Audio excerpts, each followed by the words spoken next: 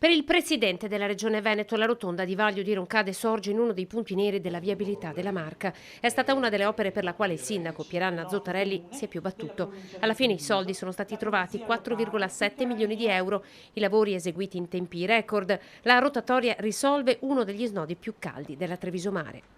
Qui ci sono stati degli incidenti anche mortali e quello che è il nostro obiettivo è l'incidente zero, feriti zero, morti ovviamente zero. E quindi con questa nuova rotatoria, con gli ampliamenti che ne sono seguiti, con i monitoraggi che andremo a fare fino a che non si ultimino i lavori, in modo da apportare eventuali correttivi, vogliamo garantire la sicurezza di tutti coloro che circolano in strada. Occasione ghiotta la festa di oggi per tornare sulla via del mare, questa volta con tempi e cifre già stabiliti.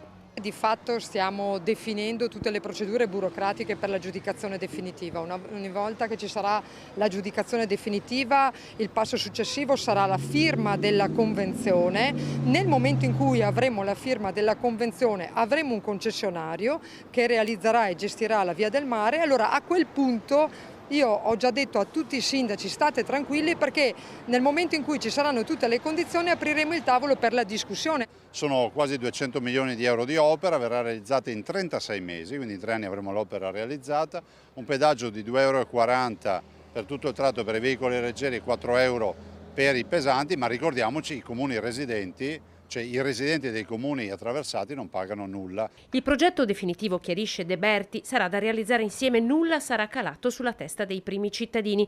Ad oggi esiste solo un tracciato, 18 km e 600 metri, ai quali, auspica la Regione, dovrà aggiungersi un nuovo progetto per risolvere il nodo tra la rotonda Frova di Jesolo e Cavallino Treporti.